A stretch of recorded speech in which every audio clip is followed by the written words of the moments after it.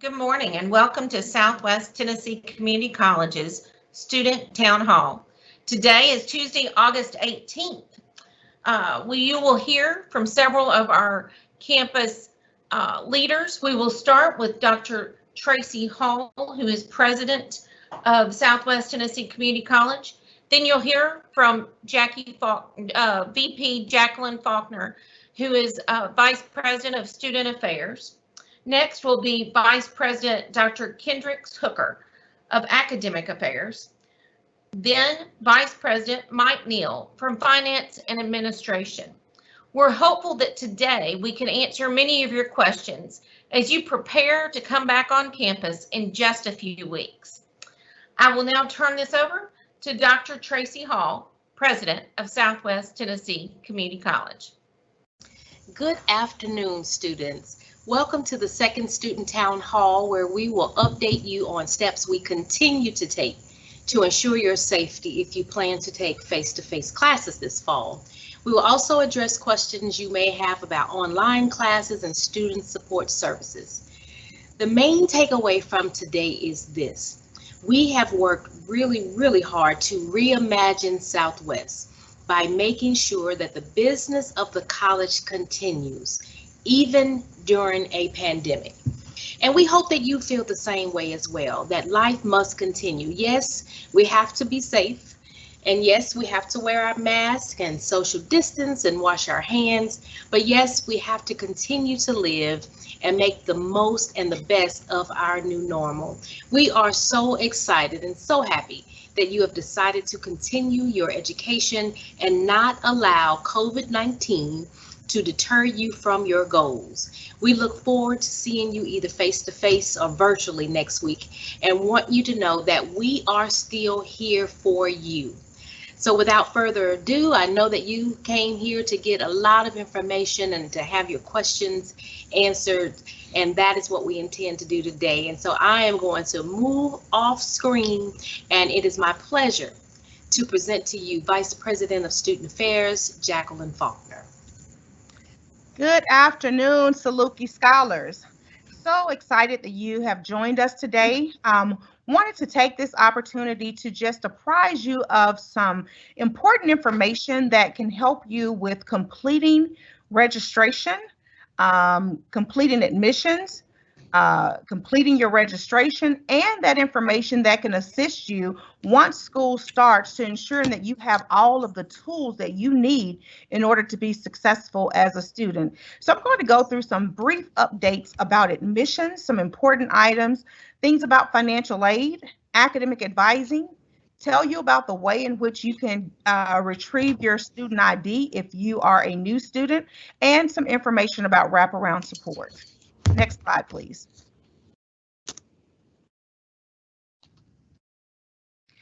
First of all, admissions and records are currently operating with extended hours, which are 8 a.m. to 8 p.m. And you can actually speak to your enrollment specialist. For those of us, our new students, you have probably entered the portal or heard about your My Southwest portal. And in that portal, you have an enrollment specialist, a financial aid specialist, and an academic advisor, which we like to call your circle of support. And your enrollment specialist is available to you from 8 to 8 by appointment or by calling. And you can actually speak to someone to hear about what you might be missing in terms of your admissions requirements. One thing that's important to note this year is that all of your forms are either able to be turned in through dynamic forms, or you can upload your documents directly through your My Southwest portal. For many students who are new students as well, you might be concerned that during the summer you were not able to take your last ACT or SAT test or your AccuPlacer. Well, we're very fortunate that in the state of Tennessee, our governing body, Tennessee Board of Regents, has allowed us to have a multiple measures pilot, which allows us to place you in college level courses based upon your high school GPA. So if you have a high school GPA of a 2.8 or better, we can place you in college level courses. This is the first time in our history. It's great. And so if you don't have that last ACT or SAT, no worries. We can place you based upon your high school transcript. And speaking of high school transcripts, I also am aware that because our local school districts had to close abruptly due to the pandemic, many of you have had concerns about your ability to retrieve your high school transcript. We've worked with the Board of Education with Shelby County Schools, and you can actually have your transcript electronically delivered to us, and we receive it within an hour. But you have to request it through the board. And so if you have previously had problems getting your high school transcript, and that's the only thing that you lack in order to complete your admissions requirement, please reach out. We can assist you with acquiring your high school transcript. You also are required to do an orientation. So even though all of our orientations, real-time orientations have ended, you still can complete your online orientation by going into, again, your student portal and completing it online within 24 hours after you've been admitted. And as soon as you complete orientation, we can get you registered for your classes. Exciting news for our returning students. Many of you in the past have had to reach out for transcripts to either go to your places of employment or potential employers, or even to your baccalaureate institution once you graduate from Southwest. Let me say that again. Once you graduate from Southwest, you can request your transcript.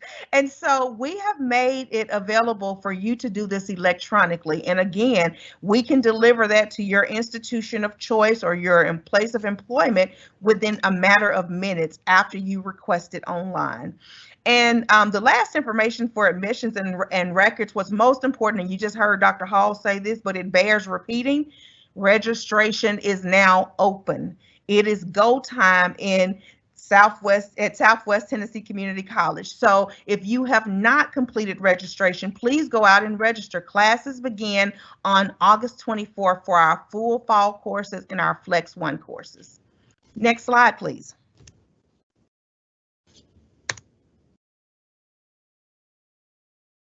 Ugh. Oh.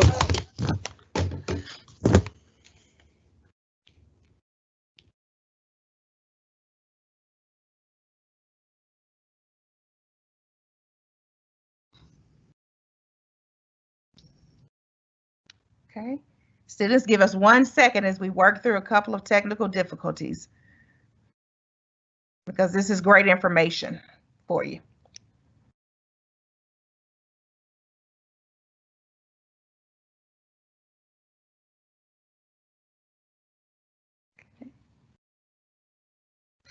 Well, I'm going to continue talking, and hopefully the slides will catch up to us. But our financial aid updates, and I know this is very important to many of our students who might be trying to complete that financial aid process. So I wanted to make sure that you were aware that we have daily virtual office hours. So you can actually set up appointments to speak to a financial aid representative, either virtually or on campus. And I'm going to tell you about the on-campus activity in just a bit. But you can speak through virtual office hours to talk to a financial aid specialist about how do you complete your FAFSA, how do you upload documents to the student dashboard, and applying for institutional scholarships.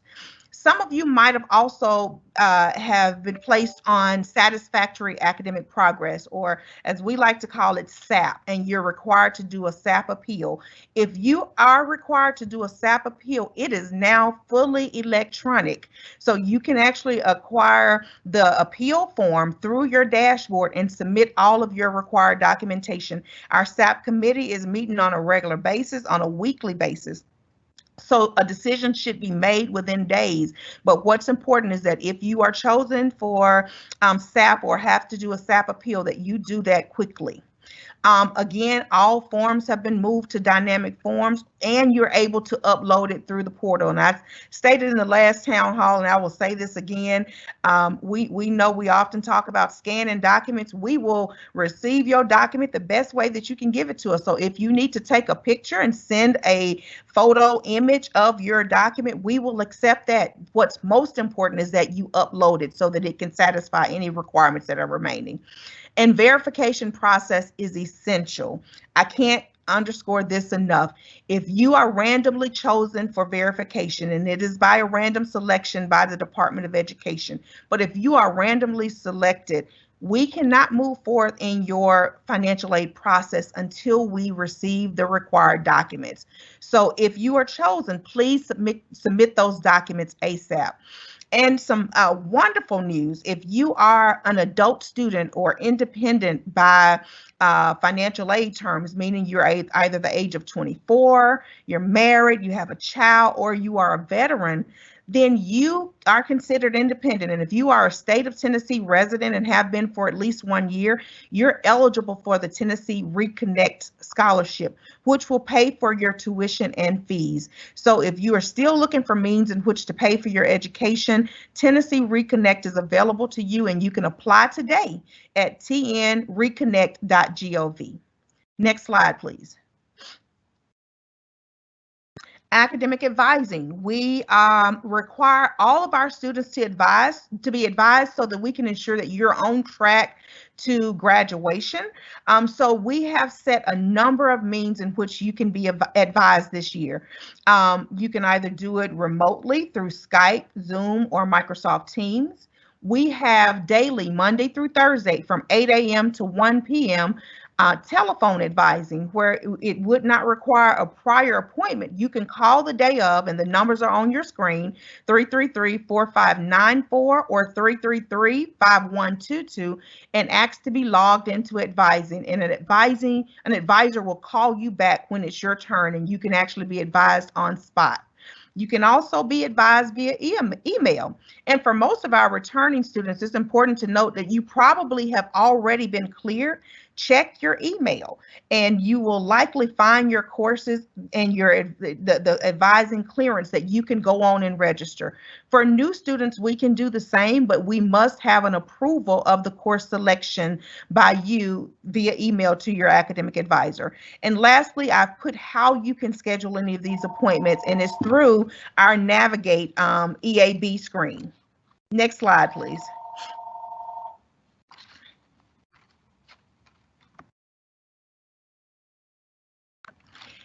More exciting news. We recognize that you often don't like the ID that we take for you in the ID center on our campus. So we will allow you to choose your own ID picture. And I know that most of you enjoy taking your selfies. We all look a little better on our selfies, don't we? So yeah, we certainly want to afford you the opportunity to utilize your selfies or your chosen picture for ID. It will be fully remote this year. So all you need to do is log into your portal, that my.southwest portal. You've heard me talk about it often. If you have not found it, have not been on the portal, you need to familiarize yourself with your my.southwest portal. Click on the photo ID icon that's at the top. You can read all of the requirements that are there to make sure that your picture meets our requirements, and then fill out the information, upload your picture, and click submit. And from there, your ID will be mailed to you. Be mindful, this is for new students. Only new students receive new IDs. For students who were with us last semester, unless you've lost your ID is still valid. You will just receive a sticker that updates for this academic year. But it's a fully online process for this year. Next slide, please. And this is our largest slide because once you get to Southwest, it's important that you have the resources that you need to be successful. So this is where we will talk about the wraparound support that's here to help you navigate this next year and ensure that you are successfully matriculating and proceeding toward graduation. First of all, we offer free and confidential mental health counseling to all students through our Counseling and Social Services Office.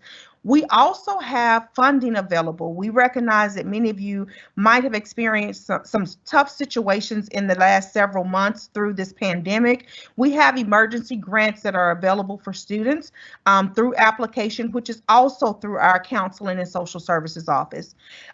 Exciting news, our child care centers are now opening for the fall semester, and we are accepting applications for new students. For our students, we have a grant called C Campus that will allow your young person, your student, your child to go to the child care centers for a very nominal cost, very competitive relative to the cost of child care just in other locations within the city.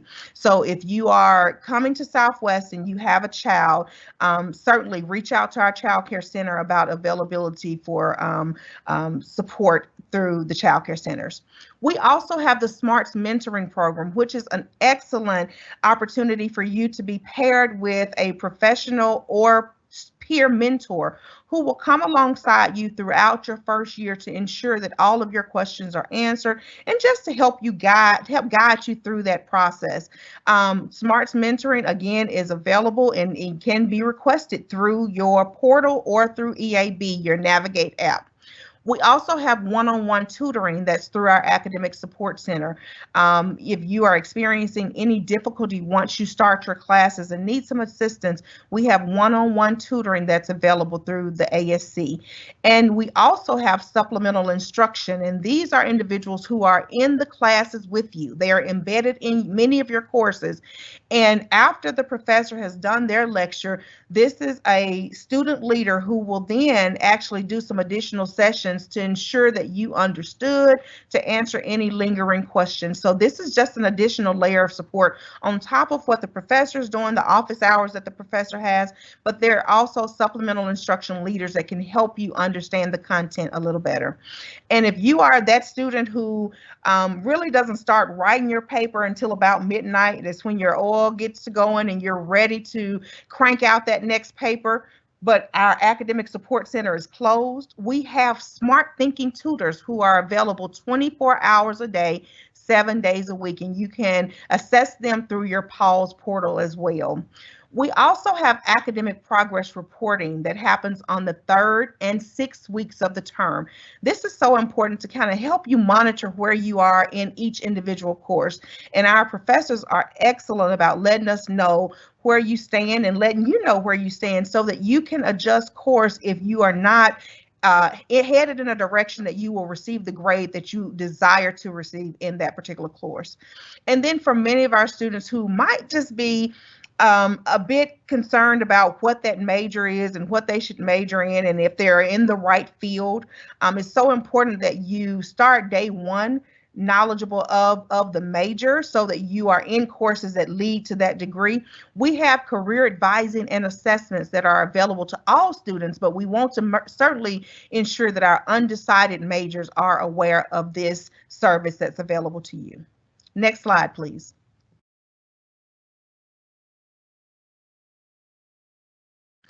And lastly, I talked about all of the virtual and remote opportunities that we have. We have for the next 2 weeks, all this week and the first week of school, which is next week, we will have on-campus fall registration because some of these questions you might want to actually speak to a person face-to-face. You might want to come in and turn in your document and have a conversation to ensure that that is the right document that meets whatever open requirement. So we will have on-campus fall registration by appointment only. So if you are interested in speaking with individuals from admissions, records, financial aid, or academic advising, be sure to go through your Navigate apps app and to schedule an appointment. We also will have the cashiers on staff as well. So if you need to set up payment plans or ask questions about your bill, you can do so between August 17th and August 28th. Be sure to go to the Navigate app and to schedule your appointments. And at the end of this, we will open up for any questions that you might have about any of the information that I've shared or any other. And I will now turn it over to my colleague, Dr. Kendricks Hooker, who is the Vice President of Academic Affairs.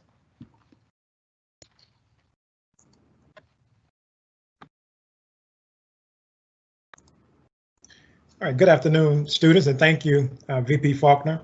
First, I want to welcome all of the new students that are joining the Southwest family and to say hello to all of the returning students. I want to thank you for trusting Southwest as we do everything we can to help you attain your education. As mentioned, my name is Kendricks Hooker, and I have the privilege of serving as the Vice President of Academic Affairs. In this role, I have oversight of the overall operations of academic affairs, which means ensuring that we have learning environments that are conducive for learning and your academic success. Today, I want to share the plans that we have in place to first ensure the health and safety of all, but also to assist and prepare you to reach your academic goals. Briefly, I will provide specifics about plans for fall classes, course delivery options, laptops and distribution, library access and availability, and computer labs. So for plans for the fall, this summer in our phase 1, which was at the Macon and Union campus, we had a soft opening in which the majority of our class offerings were online. However, some of the spring courses that were not completed that require face-to-face instruction was brought to completion, and summer courses that had lab and skill-based components requiring face-to-face instruction was on campus as well. All students, faculty, and staff had to follow our safety protocols. More information regarding the safety protocols will be shared in VP Neal's presentation after mine. As we prepare for the fall, we will continue into what we call our phase 2. In phase 2, face-to-face instruction and assessments will resume for students to complete lab-based, career, and technical courses, along with limited general education courses at Macon, Union, and then we will also have access to Maxine Smith and our Whitehaven centers. We will continue to offer courses without a lab component or courses that are essentially lecture courses, online or remotely in some capacity. But students, please be advised that only classes scheduled for on-campus instruction during phase 2 may meet in person. Please check your emails often, as your faculty will reach out to you before the first day of class to provide specifics regarding instructions or information about your class. Also, faculty will share their virtual office hours with you. So please take advantage of the faculty's office hours as they will avail themselves to assist you in any way that they can. Next, I will share more information about the differences between the course delivery options that will occur this fall. Next slide, please. As you see, for the most part, similar to our phase 1, our offerings this fall will be online or hybrid. Next slide.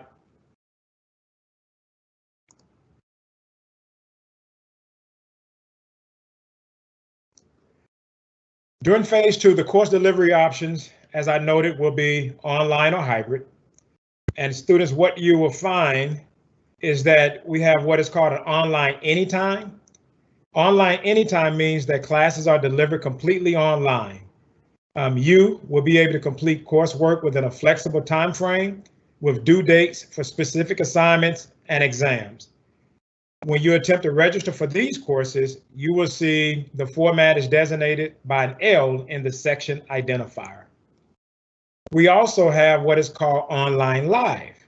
These classes are delivered completely online, but in this case, students attend live scheduled lectures online via Microsoft Teams. So if you have not had the opportunity to live in the Microsoft Teams world, you're doing it as we speak right now. So what would take place is that if I was your instructor, I would be able to see you and you will be able to see me, and there will be interactions between you and I. In this modality, I can still use PowerPoints. In this modality, I could mark the screen and do all of those various things. I can bring things up on the screen. It would be as if you're actually in your live classroom. In addition, we have on campus plus online anytime. We call this hybrid. And we call it hybrid because there's an online component to it, and then there's a face-to-face component to it as well. Now we have two versions of this. One version is going to be online anytime, which is very, very similar to your online anytime. So in this format, there's an online component in which you're able to complete your online activities or coursework when the time permits. And then there's an on-campus component in which some of the content that needs to be face-to-face will be able to take place. In the event that this is the type of class that you have, you would note that the section number will have an H in it. We also have online live plus online anytime. This too is a hybrid format that combines a live scheduled class, again, that you would take via Microsoft Teams, and then there will be an opportunity to do the second component of the class purely online.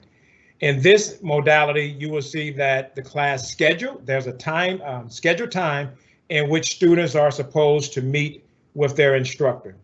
So online anytime, so for a little bit more clarity, online anytime basically means that there are scheduled activities and due dates in which you have to follow, but you're not going to meet the specific class at designated times. With online live, you are meeting the class, whether it's face-to-face or whether it's online at designated times. So you will follow the class schedule that you actually have when you register for the course. So if it's Monday, Wednesday, and Friday, you will meet Monday, Wednesday, and Friday via virtually, and your instructor will be present, and you will have a face-to-face interaction as we are at this particular time. Next slide, please.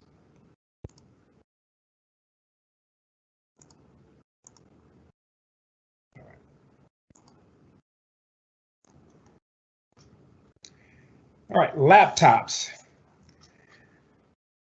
With the understanding that all classes will have some online components, we wanted to make sure you had what you need to learn remotely.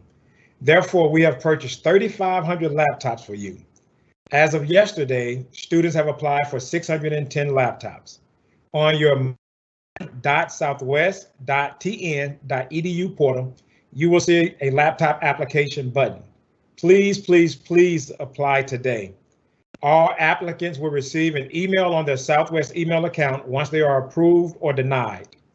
Once the laptops are gone, students will be put on a wait list and be given a laptop if any become available. Students are required to return the laptops at the end of the semester, and will have to apply for the laptops each semester. So in December sometime, you will have to return the laptops, and then we will provide information as to when you can apply for the spring. Distributing the laptops at the following locations this week. Yesterday, we were distributing laptops at Whitehaven. Today, from 8 to 5, we are distributing laptops at Maxine Smith. Tomorrow, from 8 to 5, we will be distributing laptops at Macon Cove. On Thursday, it will be the Union Allied Health Building. On Friday, we will do it at Macon again, the Macon campus again. After this Friday, the Macon campus will be the only location for distribution. In addition, by the end of next week, our Wi-Fi or wireless capabilities will extend into the parking lots of the Macon campus, the Union campus, the Whitehaven campus, Maxine Smith, as well as Gill.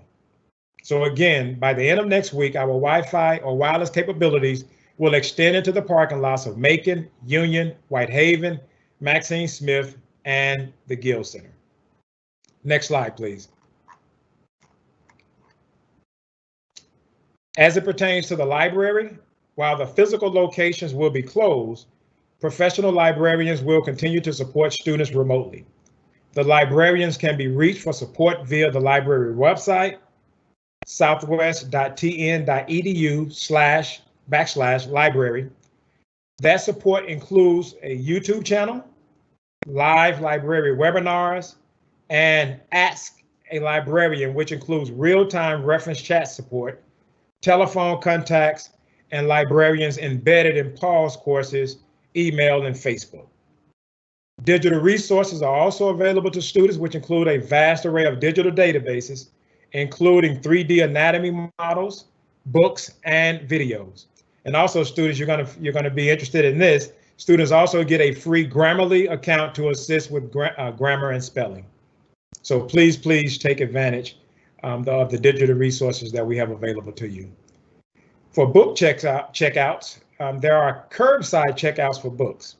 Students will make reservations through the library webpage to check out circulated materials, with available times being on Tuesdays and Thursdays between 9 and 4. So if you wanted to check out a book on Tuesdays and Thursdays, you're able to do that from 9 to 4 p.m. via curbside checkout. Reference and reserved books will not be checked out at this time. Students will park in reserved spaces in front of the library and call 333-4717 or the parish library at 333-5135 to notify a librarian that they have arrived. Again, if you're interested in checking out a book, please call the library at the Macon campus, and I didn't say that at first, at the Macon campus, the number is 333-4717, or the parish library at the Union campus at 333-5135 to notify a librarian that you have arrived. The librarian will then bring the item out to you and place it in either an open window or the trunk. So again, we're trying our very best to practice social distancing. So when the librarian does bring it out to you, they will place it either through an open window or in the trunk of your car. Items checked out should be returned at the book drop-offs. Next slide, please.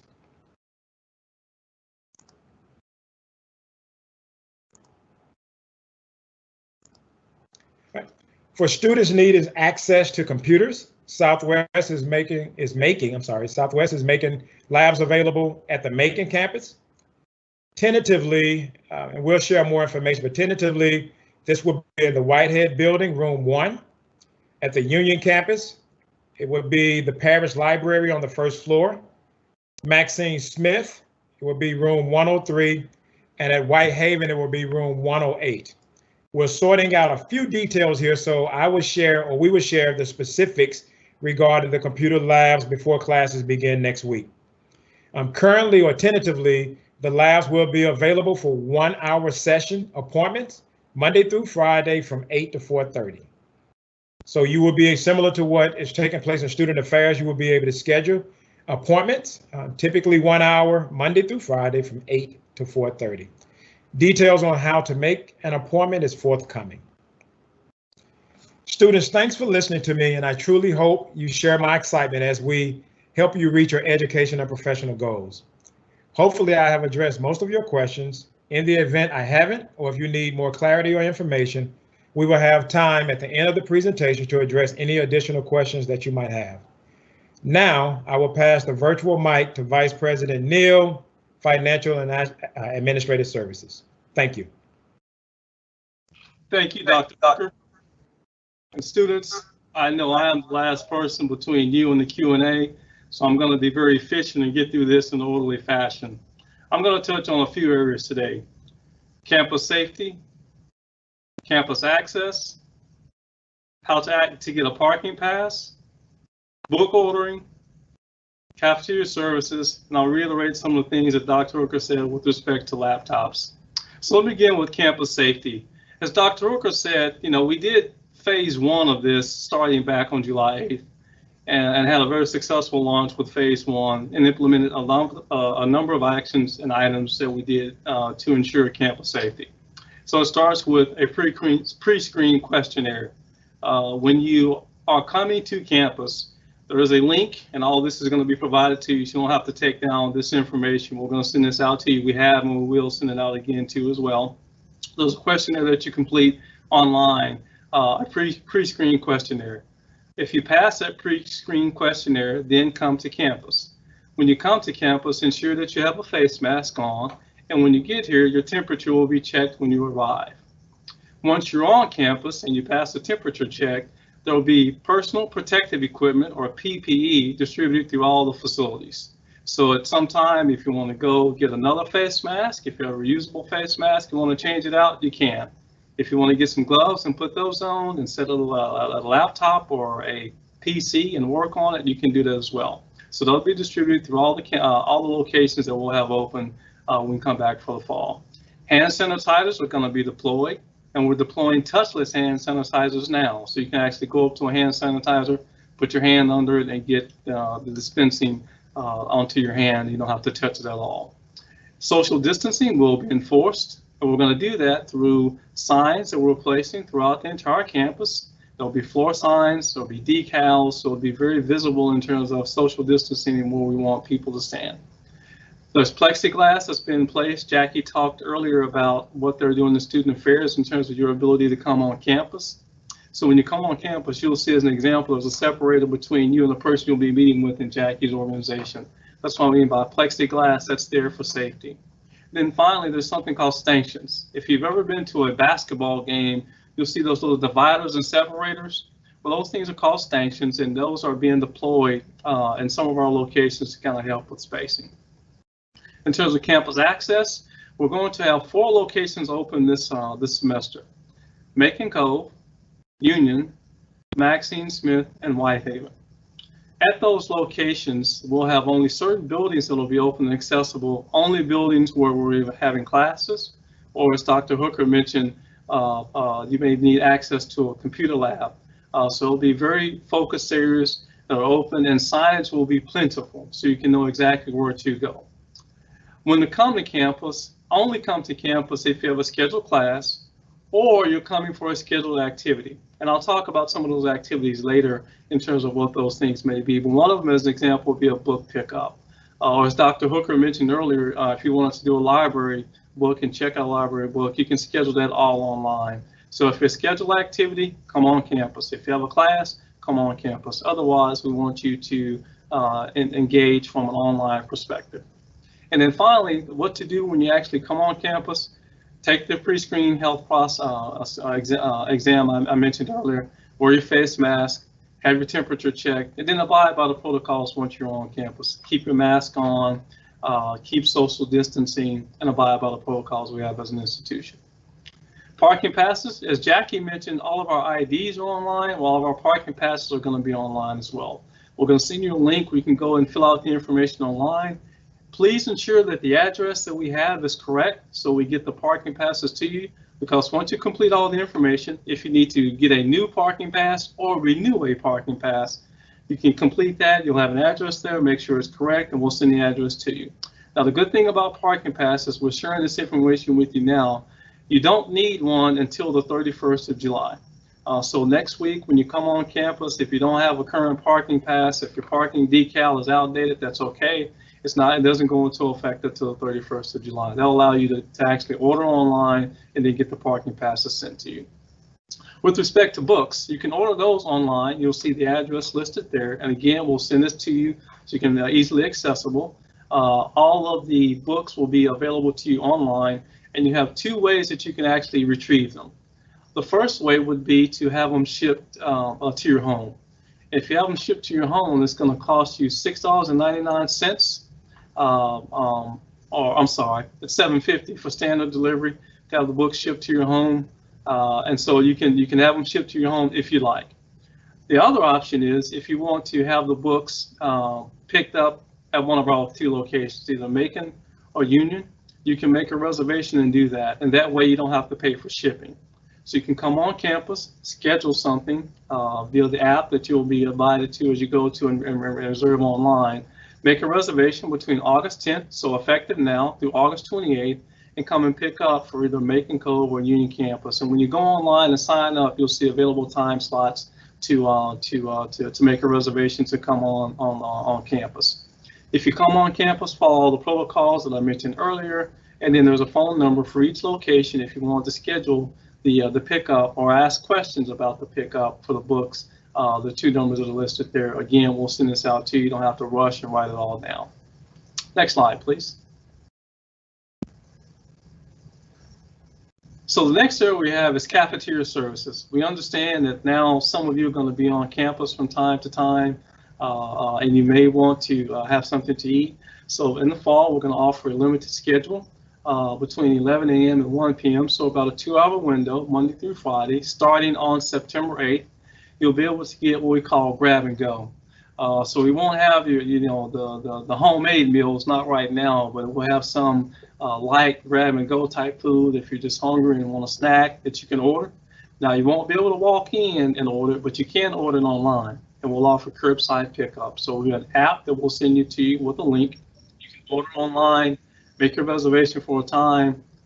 The app will tell you, where to park once you get there, and once you get there, there will be a way to notify that you're there. We'll bring the food out to you, to your vehicle, and then you can exit campus. Again, if you come on campus, follow the normal safety protocols. And there are designated parking that's going to be identified for the pickup for cafeteria services, parking at parking spaces, please. And finally, as Dr. Hooker said, the laptop pickup process is going on now. The locations are listed there. So today we are at Maxine Smith. Tomorrow we'll be at Macon Cove.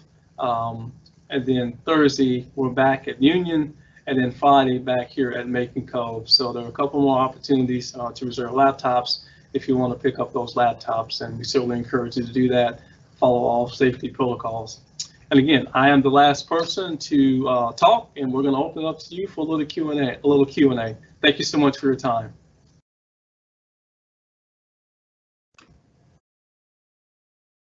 Thank you, Mike. Thank you to all the vice presidents and Dr. Hall for the presentation today. At this time, we're going to open up the floor for questions. If you will go to the chat box and type in your question, I'll read the question, and the appropriate person will try their best to answer your question. So let's get started.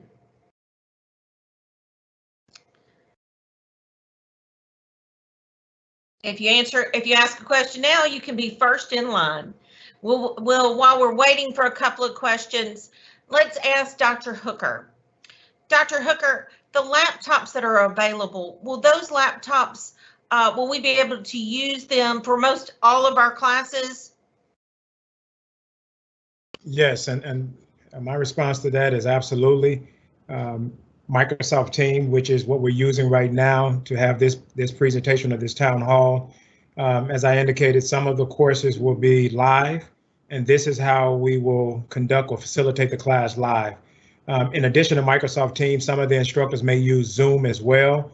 But again, what it offers is the opportunity to virtually be face-to-face. Great, thank you so much, Dr. Hooker.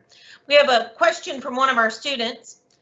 What if I need to readmit to get my parking pass?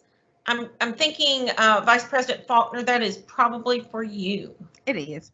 It is. Readmission actually is a very simple process, particularly if you've not been to another institution since you last attended Southwest. So if you last attended Southwest and have not gone anywhere else, it's as simple as doing a readmission application. That only happens if you have been out of Southwest for at least one full semester.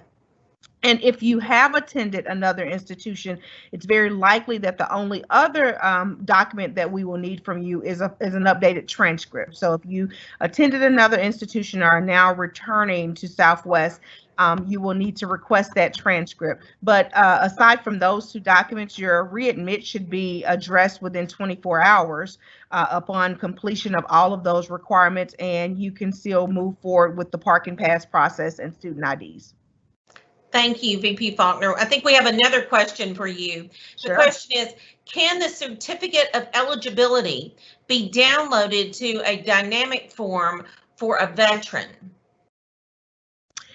Yes, all of our documents can be uploaded for your requirements to Veteran Affairs or any of our offices. I will direct you to talk to our Veterans Coordinator specifically, who is Miss Christina King, for specific questions. If you cannot upload it to your portal, you can certainly email it to her. But again, this is the time to have a conversation with Ms. Christina King to have all of your certifications done for this semester. Thank you, VP Faulkner. I believe this question is for Dr. Hooker. Dr. Hooker, where and when will I be able to see my syllabus? That is a great question. As I mentioned during my presentation, prior to class, expect an email from your instructors.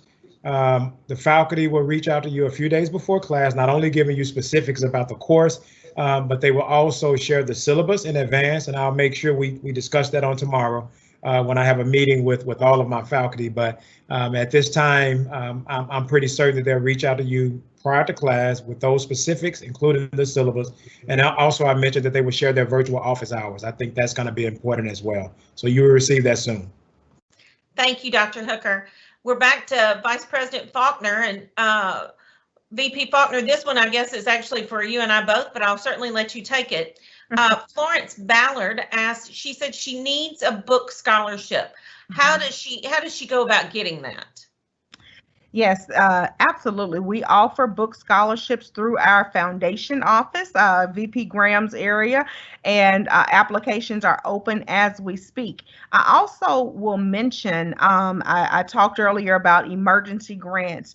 So if there are extenuating circumstances that exist and you need additional assistance, certainly reach out to VP Graham's area or to our counseling area to actually start that process. But there are some opportunities that are open, and we're here trying to assist you as much best we can. Absolutely, thank you. I'm going to ask Vice President Mike Neal to answer this next question. Mr. Neal, how will we social distance within a class setting? Great question. So as we did in phase one, so for those students who were here in phase one, if you engage in a conversation with them, you'll see that classes are already pre-structured such that they are socially distanced. So if you go, as an example, you go into a classroom, there are computers, you'll see that they are automatically placed 6 feet apart. So you can't actually stand next to each other or work engaged next to each other. In addition to that, there are signage that we're going to use, and the social distance signage, and going to tell you where to stand and where to engage. And also we do the same thing for faculty, where they're socially distanced from students. So it's structured in the right way that you're walking into an environment that's already designed to be socially distanced. Great, thank you, VP Neal. The next question, I believe, would go to Dr. Hooker. I'm sorry, I believe it would go to VP Faulkner. Is it too late to sign up for my classes?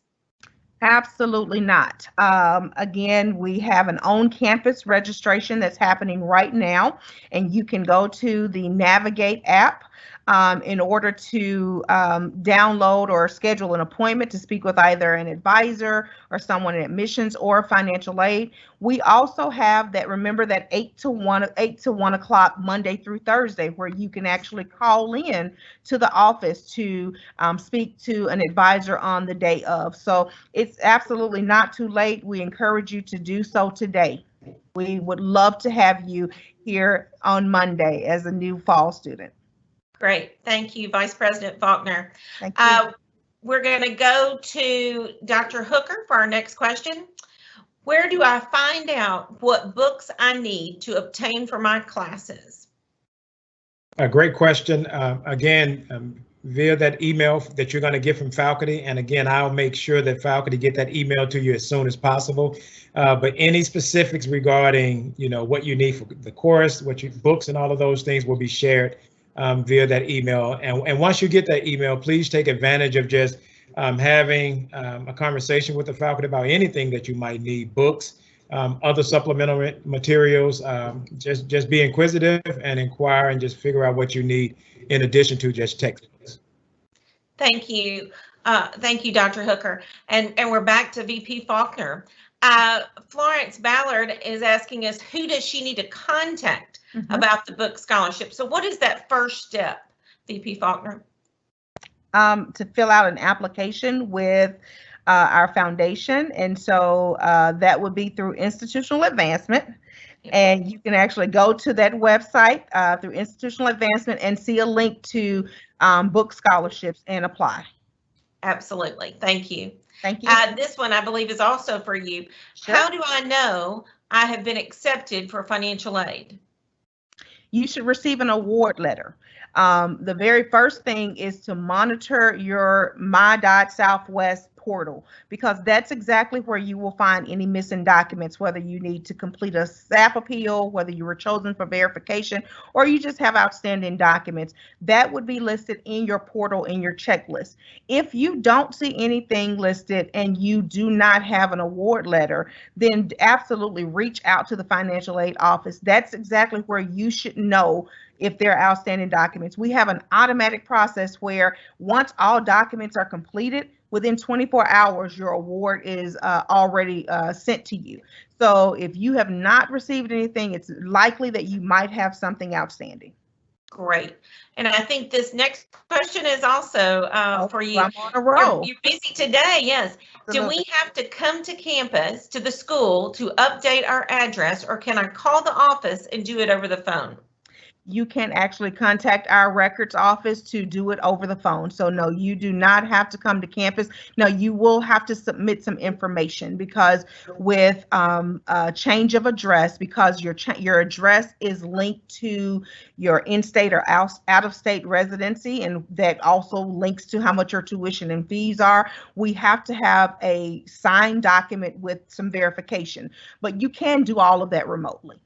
Great, thank you. I'm going to call on Vice President Mike Neal for this next question. Where can I check to see if my scholarship has gone through, and can I use it for buying textbooks? Well, I think we'll double team this one. I'll take first half and give Jackie the second half, because I don't want to go beyond my level of expertise. I can take the first half, which is the check has gone through. So there's two ways to do that. First of all, if you're signed up for e-refunds, that aid will be, and you're getting aid funds back to you. I'm assuming that you're getting funds back to you. That's why you're asking the question.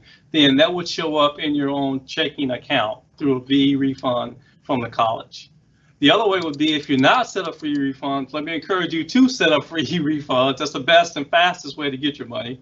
But if you're not, you're still getting an old-fashioned check. Well, obviously the check will come to your home or to the address we have on file for you, and then that's the way you'll have it. And when you deposit that check, it's good to go. You don't have to worry about that. You got the funds and you're good. Now, with respect to, can you use it to buy books? I'll pass that to my friend, Ms. Faulkner. Yes, absolutely. So you can utilize your refund in any means that assists you with matriculating and succeeding in college. So that is to pay for your books and materials, to purchase laptops, to purchase any of those essentials that you need in order to, to successfully complete your classes this semester. And then beyond there, any of your life needs. We have what's considered a cost of attendance budget, and it takes into consideration that you are a whole student, that you can't study if you don't have a place to live, that you can't study if you don't have anything to eat. So all of those things are considered in your cost of attendance budget. So absolutely, we want to ensure that you can utilize that for your books, for your laptop. If you don't decide to not do the laptop loaner and say, I just want to go on and purchase a laptop, you can utilize your refund in any of those ways. And let me just express, because oftentimes we talk about the book award or the refund, and I have to state that not everyone is eligible for those things. The eligibility comes if your award exceeds how much you owe the institution. So what happens first is that tuition and fees come out. So that's already there. If you had any ebooks, if any of your courses had ebooks, that's already there, and that will be taken out. And then what's left over becomes a refund. Okay, thank you. We've got another question for you. Kevin Lane has a question. He says, how to send his documents to financial aid? Can he email them? Does he need to talk to them on the phone? If he needs to talk to them on the phone, what's the best number to call? Sure.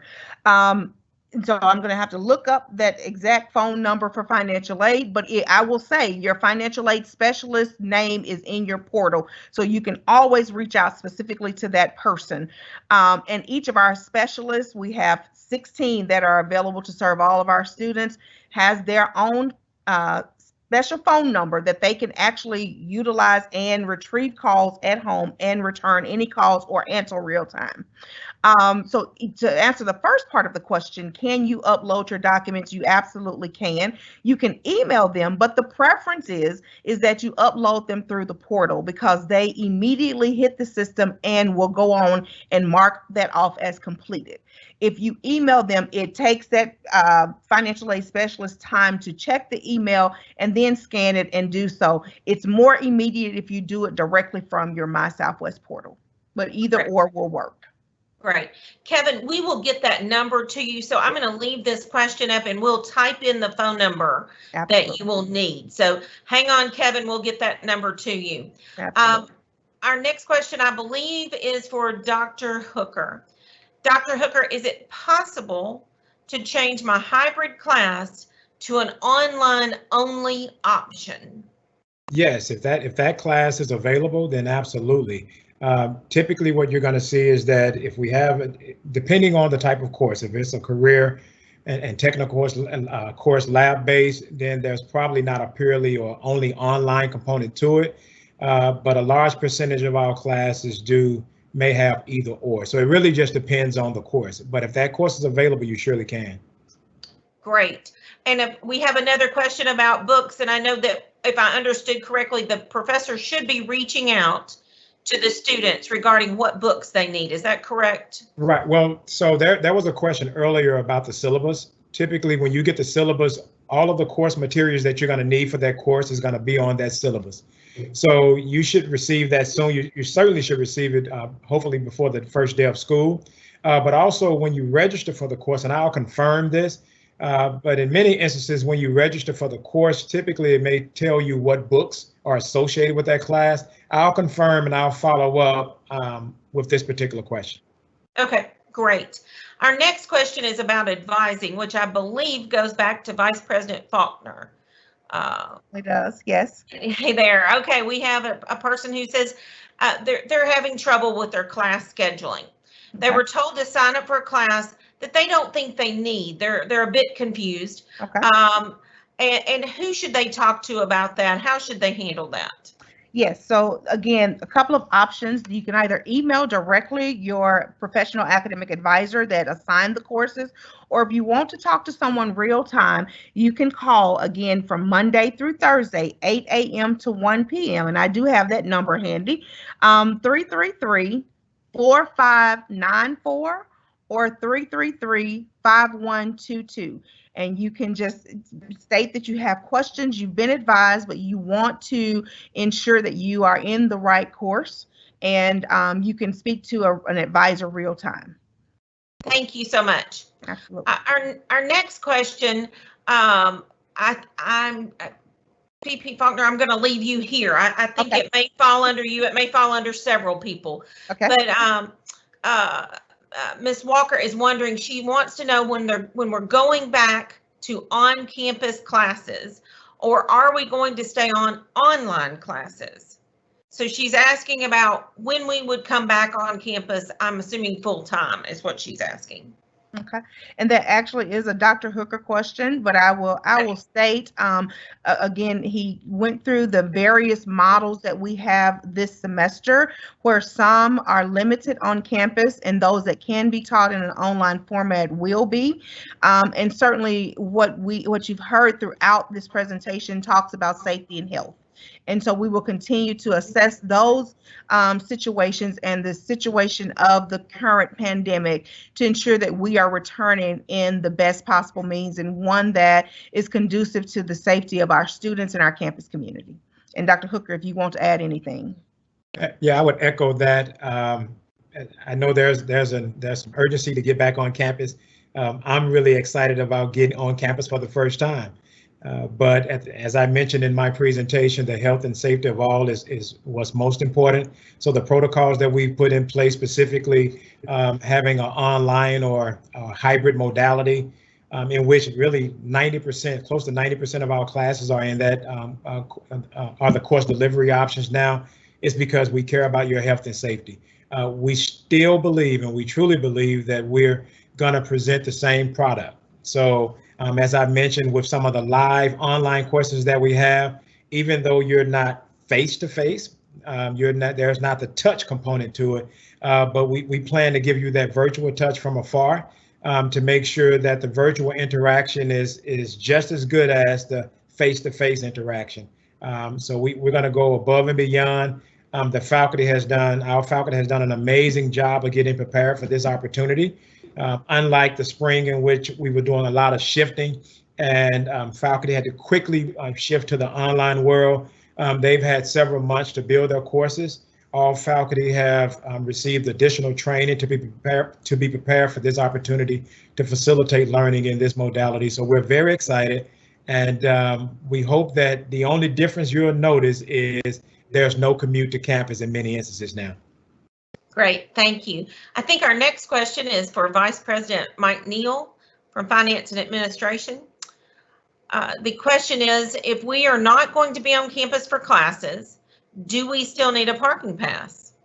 Well, the simple answer to that is no. If you're not going to be on campus, no need to get a parking pass. So as Dr. Hooker said, CTE courses, and for those students who are coming on campus for that, then clearly you'll need a parking pass. Other than that, you will not.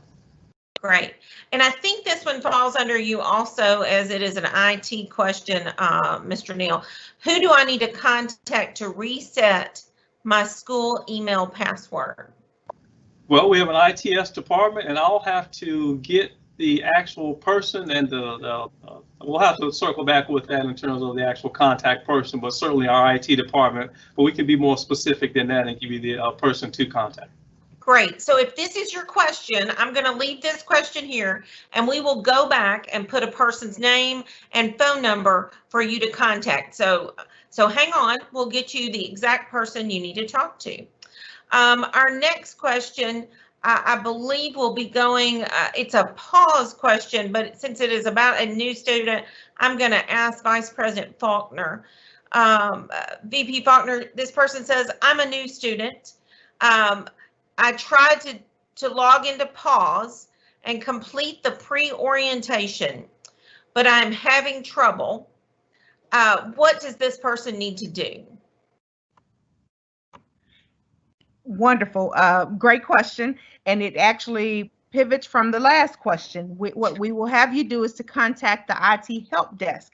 And I'm actually texting as we speak to get that IT help desk number. Okay. And any passwords that need to be reset can be done through that. And we will certainly put that in the chat feature, what that exact number is. Okay, so if this is your question, hang on. Yes. The contact and phone number are coming. But the next one, IT help desk. It is the IT help desk. Okay. The next question, I believe, is also yours, VP Faulkner. If I am taking online classes, can I do student orientation online, or do I have to set an appointment and come on campus for student orientation? No, everything is accessible online. So you can go through your PAUL system and you will actually see the new student orientation online link.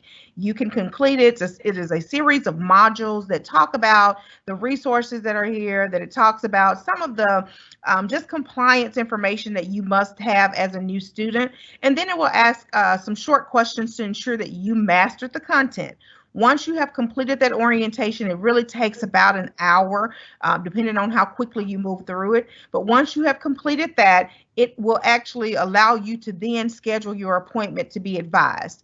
And again, there are a number of opportunities for you to be advised, either through the on-campus event that's happening, by calling in daily, or by emailing your professional academic advisor. So yes, you can do it from in a virtual environment through their PAUL system. Thank you so much.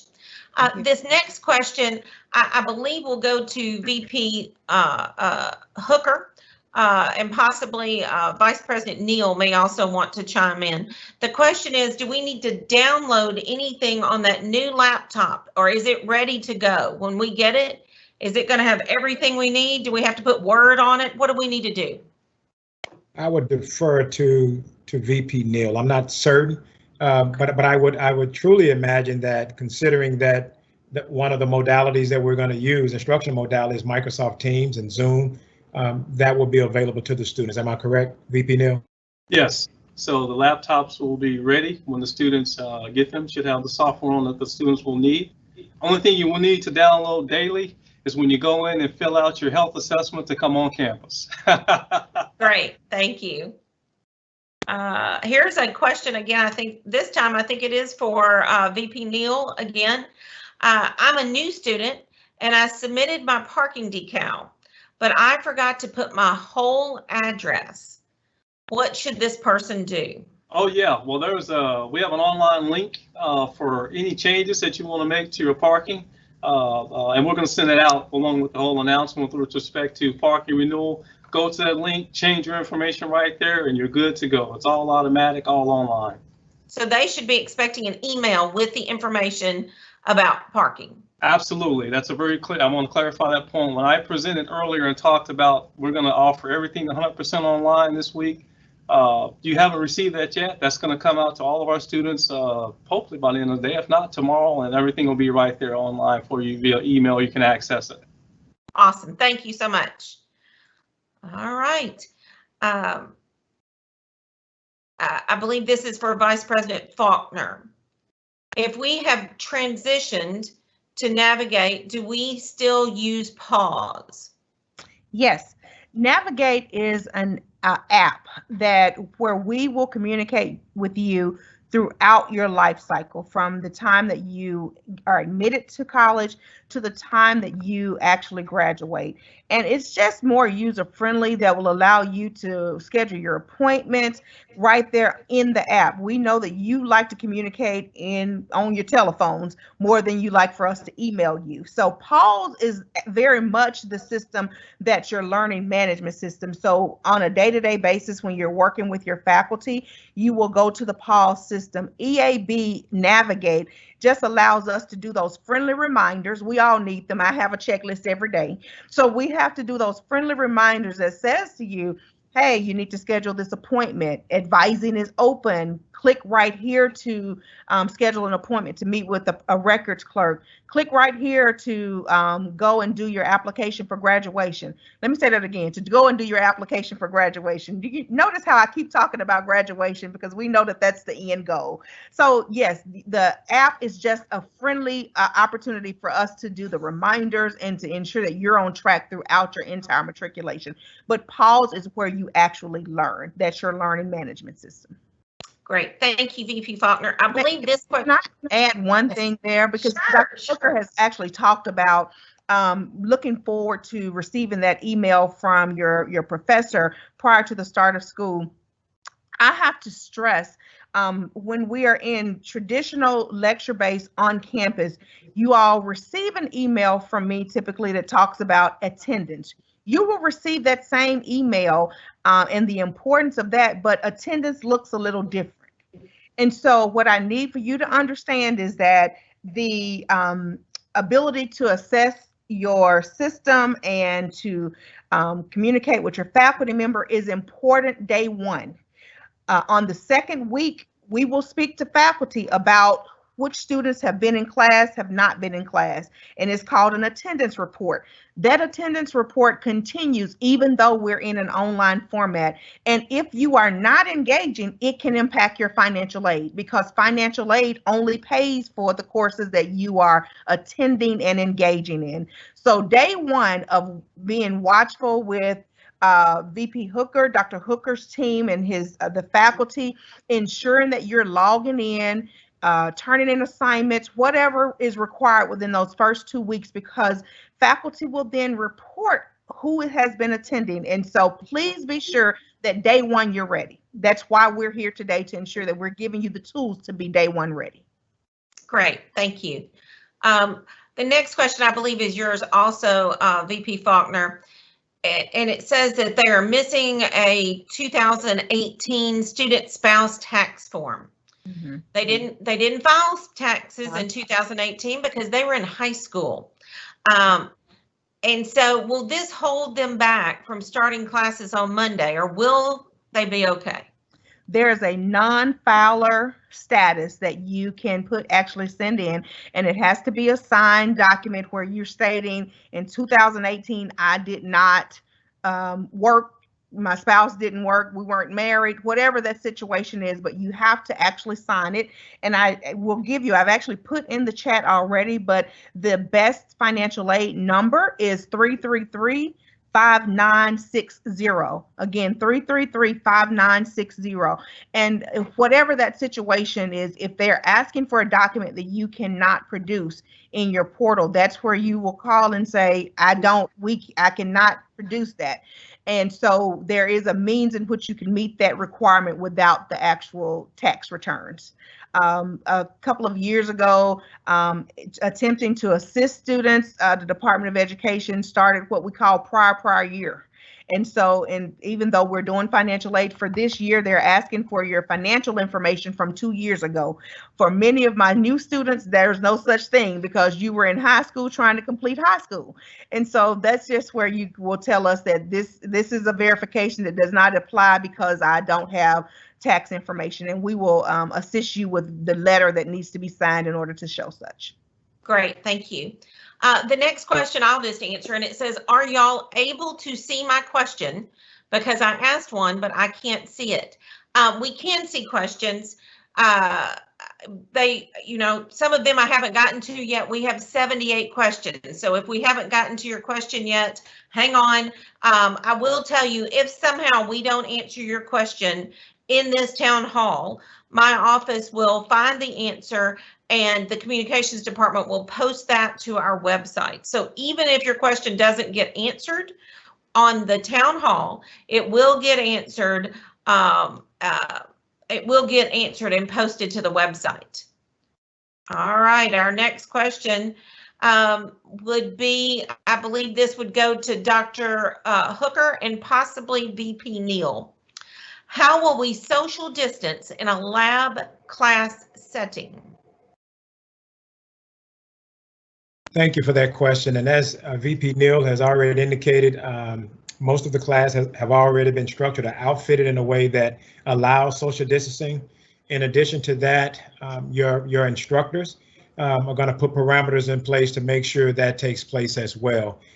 So again, once you enter the space, we have already added those considerations and modified the classroom to make sure that we're meeting our social distancing protocol.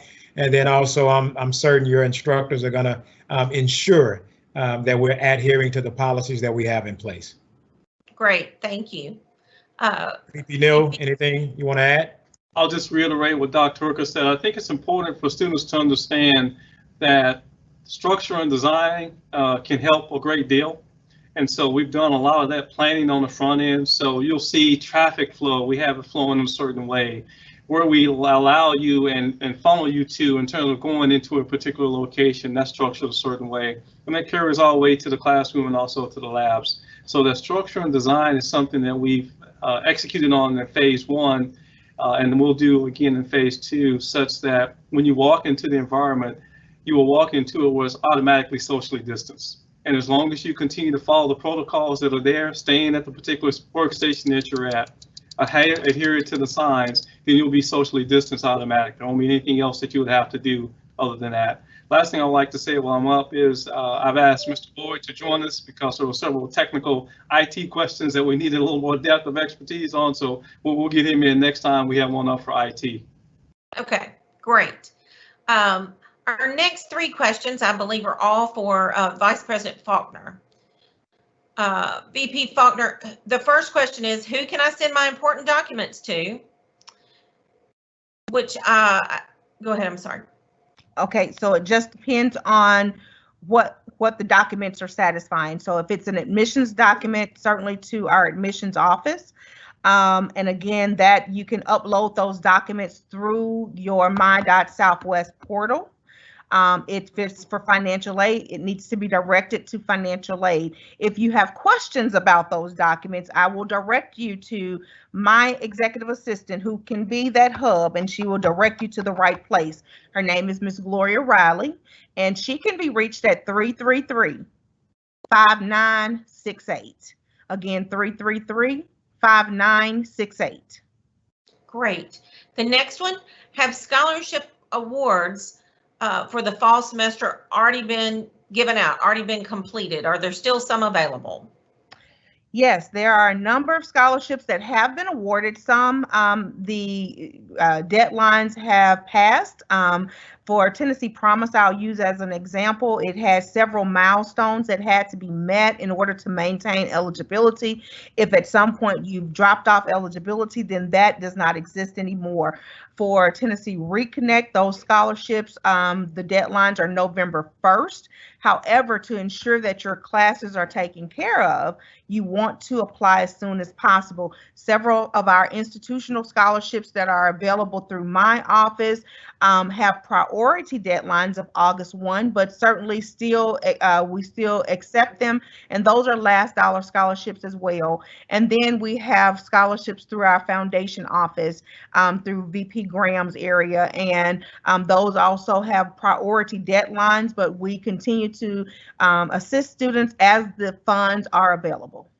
And so where should they start? If they're interested in applying for a scholarship, where should they start? Financial aid. Financial aid actually is definitely the primary source to award all scholarships, regardless of the where it actually comes from. So certainly start with your financial aid specialist. And again, if you have additional questions that need a deeper dive, you can always contact my office, which is 333-5968. Great. Here's another question for you. My bill shows out of state. Mm-hmm. How can I get this corrected? I'm assuming this person lives in state and somehow their bill says out of state. Okay, so I talked about earlier documents. So if your bill shows in state, out of state, and it should show in state, it might be that we need your official identification that shows that you are a state of Tennessee resident, or that you are a border county, because we have several border counties that are eligible for in-state residency, but we will need your identification to be transmitted to the Office of Admissions. And so that can be a state ID, it can be a driver's license, but we are required to receive that in order to adjust your residency. Okay, well, I'm gonna, since you're here, I'm gonna ask you a couple more questions for you, and then we'll go back. This person asked, are there any free sources available for online books? And I'm not sure if that's you or who that would be. It's a combination of myself and Dr. Hooker. Several of our courses do what we call open educational resources, or OER, where those courses will not require or will require nominal costs for textbooks. And so I will kick it to him, to Dr. Hooker, for any additional information with the in addition to OER. And I again, it seems like Dr. B.B. Falcon, I'm constantly echoing what you're saying. I would agree with that, but also students, I think this would help with a previous question regarding books and things of that nature. I've learned a little bit more. So when you're actually attempting to navigate and look for courses, underneath that course, you're going to see view book information. Okay. And so again, I'm looking at the class schedule listing. So when you identify a course that you're interested in, underneath that course, you're going to have view book information. And then once you click on that link, it's going to provide course materials. So probably, and more than likely, in many instances, if there are opportunities, if there are OER information that's available, or supplemental supplemental information to sort of defray costs, then you'll find all of that information there on the course materials. Great, thank you. I'm going to ask you the next question, and it's again about changing that hybrid class to online only. And could you remind, this is Heather Williams, could you remind Heather what she needs to do? All right, Heather. So it sounds like you're in a hybrid class right now. So right now you're either in a hybrid class in which one component is, well, you have online and Microsoft Teams, or you have online and some face-to-face interaction or ground. And you're interested in converting that or changing to an online only. If that online only course exists, then absolutely. Many of our hybrid courses are probably courses that have some content that needs to be delivered face to face, whether that's on ground or whether that's through Microsoft Teams or Zoom. And if that's the case, then in all likelihood, that modality is probably best suited for that course. But again, when you look for the specific courses that you're interested in, you should be able to clearly see whether or not if there's an online only class. And one of the things that I shared earlier, and I mentioned this again, if it is an online only class, in the section number, you will see the letter L. And I will add, if you follow the directions that Dr. Hooker just gave and identify that course, and if you've already been cleared for advising, there's no need to contact your advisor again. You are free to change that course. Now, if you change the actual CRN or course that you were given to an additional course, it's important that you reach out to your academic advisor to make sure that the new course that you're deciding upon is a part of your program of studies, leads you toward graduation progression, and is covered under financial aid if you are a financial aid student. Right. This next question I think would probably be best answered by the two of you. Okay. It says, I'm wondering about Teams itself. If we have a campus location and it says that it's on Teams, is it online or do we have to go to the classroom as well? No, it is actually online. So what you're going to see, if it is a online live class, what we're saying there is that even though there's a scheduled time, the location is going to be Teams. So it is actually occurring virtually. The benefit of this course is that you will have a live interaction virtually. So it's a great way to engage and interact with your classmates and the instructor virtually. So I'm excited about this opportunity, but that's going to take place either via Microsoft Teams, and then some of our faculty members are going to use Zoom as well. Great. VP Faulkner, this is another financial aid question. When will I receive my financial aid package? Well, financial aid awards happen immediately within 24 hours after all documents have been turned in. So once you receive that award, and I want to make sure that I'm using the right terminology because we said financial aid package. And oftentimes when students say, when will I receive, they're actually talking about the financial aid refund or what comes after. And so that happens after 14th day. So I talked about the importance of going to class day one. We do not issue any financial aid refunds until after we have ensured that we are awarding based upon students who are in classes that they should be in and that they are attending. So we don't assess that until after 14th day. And VP Neal might want to add to that in that his office administers those financial aid awards. Absolutely, positively. So to VP Faulkner's point, the refund, the ability to get the refund as fast as humanly possible, I would encourage you to please sign up for electronic refunds. As VP Faulkner said, there's a certain time limit that we can't award refunds until after 14th day. But once that occurs, if you want to get it fast, please sign up for electronic refunds. And how do they do that, VP Neal? How do they sign up for the electronic refund? There is a link, and also I'm going to give you a person you can contact who will give you specifics and walk you through the process. Her name is Sandra Wallace. She's a bursar. If you've been here at the college, you've been to other colleges, she's effectively our bursar. Her phone number is 333-4405. I guarantee if you get in contact with Ms. Wallace, she'll walk you through the process and get you signed up for e-refunds. Okay. Well, that's great. I think we're popping back over to VP Faulkner.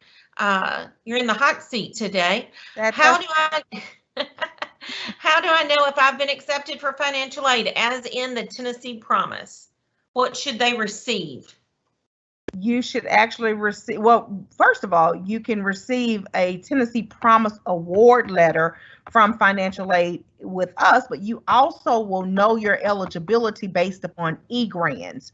And so if you are in the Tennessee Promise pool and you've just graduated this past May or June, then you should have met all of the necessary benchmarks relative to attending a meeting, completing your FAFSA. There are a number of things that the state of Tennessee requires. The best possible way to make sure that you've met all of those benchmarks is through your eGrants portal. And that's through the state of Tennessee. Again, you can contact your financial aid specialist who can look specifically to see if you have met requirements that are based upon Southwest needs. But because this is a state program, you also had to meet several benchmarks along the way. And that's where you will know if you have maintained eligibility. We do know that community service hours were waived. If that is one of the requirements that you're concerned about, community service hours were waived this upcoming fall and this past summer, largely because of the pandemic and in wanting to ensure that students were not required to try to identify service locations. So any of those other benchmarks, there are a number of them, doing the FAFSA by a certain deadline, applying by a certain deadline, attending a required meeting.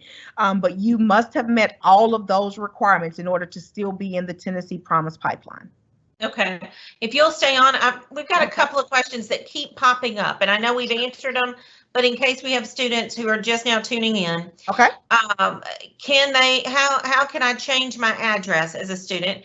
Do I do that in person? Do I do it over the phone? How can I do that? Okay. And then that same question about orientation, can I do it online? Yes, and so the answer to both questions is yes, both can be done virtually. For the question about changing your address, that is through our registrar's office. My registrar's name is Brandon Felder, Mr. Brandon Felder. And so you can reach out directly to him. It's more than just requesting, because there's a requirement that we get certain documents to confirm that there is a changed address in order to be able to change it in the system, because it does link to your residency. And so be sure to reach out to Mr. Brandon Felder in the records office in order to identify, the form that must be completed and any required documents that must accompany it. And likely a state ID or a new driver's license would certainly suffice. Wonderful. The question about online or NSO, yes, you can absolutely do it virtually through our PAUL system. You will see online through your portal, you will see online NSO orientation. There's a pre-orientation that kind of goes through some formalities, and then you actually do the orientation. Once you have completed that online, admissions is immediately notified that that requirement has been satisfied, and you're then able to meet with an advisor to get classes. Great, thank you. I'm going to refer this next question to Vice President Mike Neal, and then also let's bring up Michael Boyd, who is our CIO. This is Justin. Justin said, I am blind. Someone will be bringing me to pick up my laptop tomorrow. Will the person who's bringing him need to complete the screening form as well to get on campus? And then also, will the laptops have any security restrictions that limit what software can be installed? I need to install screen reading software. I'll start with the part about someone bringing you on campus, and that's a great question. For anyone coming on campus, even if they're dropping you off, we want to ensure that they complete the pre-screen as well. And the reason why we're doing it is we want to have the same protocols and apply the same safety practices to anyone physically coming onto our campus. So the link that you receive to complete yourself, you can feel free to share the link with someone else who's going to bring you on campus, have them complete it. They pass it, they'll be more than welcome here on our campus, and reminding them to wear a face mask when they come on campus. Great. If they don't do it before they get on campus, that's going to slow them down. Is that right? Right. So if they don't do it before they get onto campus, when you come in at the checkpoint for the temperature check, they'll ask you to pull up on your phone and complete it there online. So it's going to slow you down a little bit. So we would encourage you, please do it before you arrive. And once you do, the process is so very smooth. You'll just show that you passed. They'll take your temperature and you'll be in and on your way within seconds. So it's strongly encouraged that you do that before leaving your home. And also, here's the reason why we do that. In case you do answer a question where it's advised that you don't come on campus, they'll prevent you from leaving your domicile to come to campus where you may, not be allowed to come on physically onto campus. So there's a reason, a rationale why we ask you to do that while you're at home. Thank you. Michael Boyd, could you help Justin with his question about installing software onto the laptop?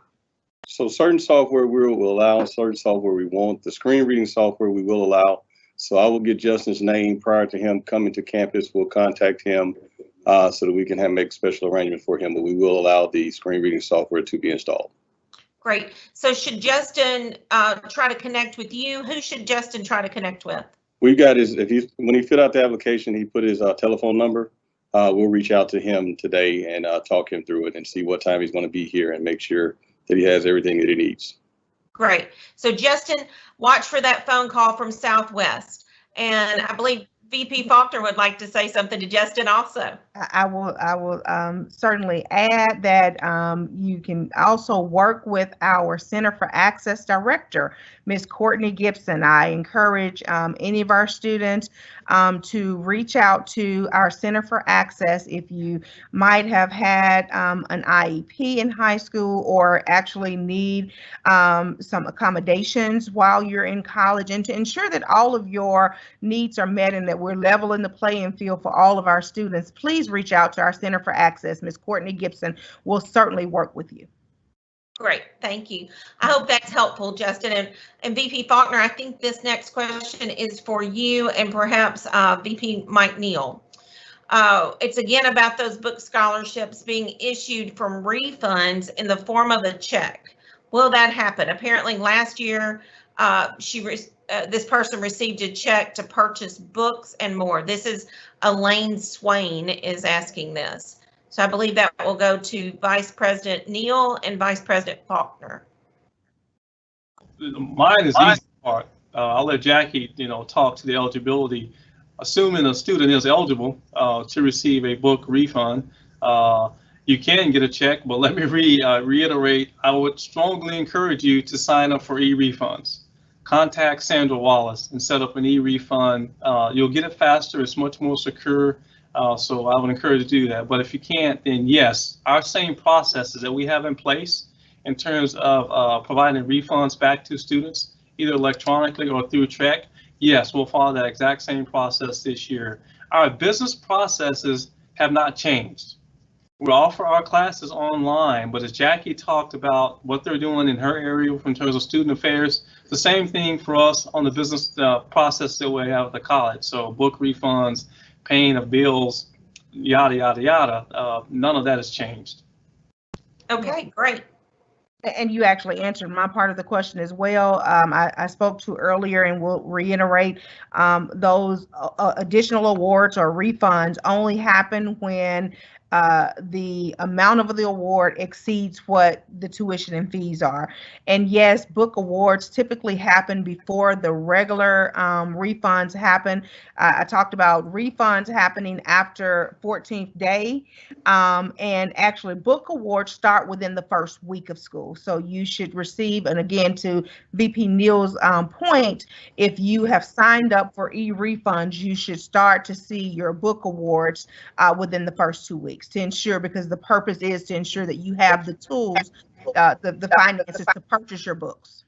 I couldn't agree with that more. I mean, if you're a student and you are getting a book award, to the VP Faulkner's point, the ability to get that award in a very fast fashion, if you sign up for your refund, you'll get it and you'll be able to have books very early into the semester. Great. Well, Vice President Neal, this one is for you or maybe for Vice President Faulkner. This person is asking if they need a student ID card if they're doing all online virtual classes.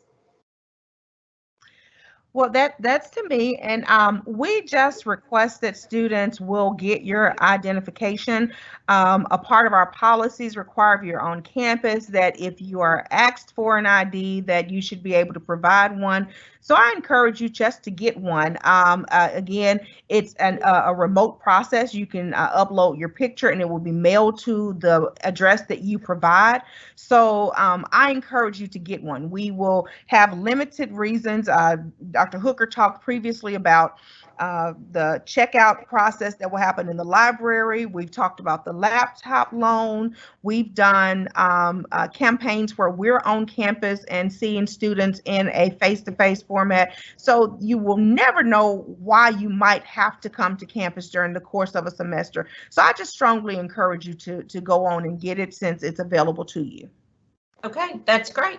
And I did want to confirm, I'm texting our director of cashiers as we're speaking, and book allowances will start as early as August 20th for students who have been awarded. And all of that information is available on the cashier's website. Checks, if you did not sign up for the e-refund, will start the next 2 days thereafter.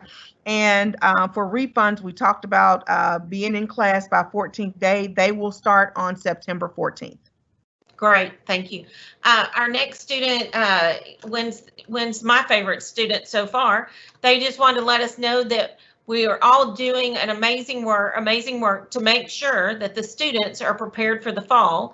And they said thank you. So that's always nice to hear. The next couple of questions, I believe, are for Michael Boyd. Michael, do we download Team or Zooms on the new laptop, or is it already downloaded, is the first question. Okay, for the first question, what's going to happen is once you are approved for the laptop, we're going to send you instructions, step-by-step instructions on how to set up your laptop, which will include downloading Teams and the whole Office product. So you will have, once you get approved, you will have step-by-step instructions on how to do it, and we'll be here to assist you if needed. Great. The second question, I think we may have had this question before, but it didn't go to you. So hopefully you can give us some good information. Who do I need to contact to reset my school email password? So there are two ways you can do it. We have a self-service model. If you go to my.southwest.tn.edu, you'll see a reset password. You will have to have your banner ID in order to reset your password. So you can do it in that self-service model, or you can call our help desk at 901-333-4357, which is help, 333-HELP if you can't remember the numbers, and they will assist you as resetting it as well. Awesome. One more question for you as I scroll down. I see one. I'm going to skip a couple and go back up. This one, Pam Davis said, did I hear correctly that Grammarly is available at no charge? Grammarly? Grammarly, maybe that was a Mike Neal question. Mike Neal, can you help us? It was Dr. Hooker. It was Dr. Hooker. All right. Yes, it was Dr. Hooker. And let me just glance at my notes very quickly. But I want to say, let's see here, 1 second. Pam, we're going to get you the best info. Yes, students also get a free Grammarly account to assist with grammar and spelling. So from the information that I've gotten from our library team, the answer is yes. So that is through our library. That is correct. Great. I hope that helps, Pam. All right. I believe our next question, it's about financial aid. So I believe that will go to VP Faulkner. Who can I call to make sure I'm not touching my financial aid funds for my free 2 years? That's from Miss Bell has this question.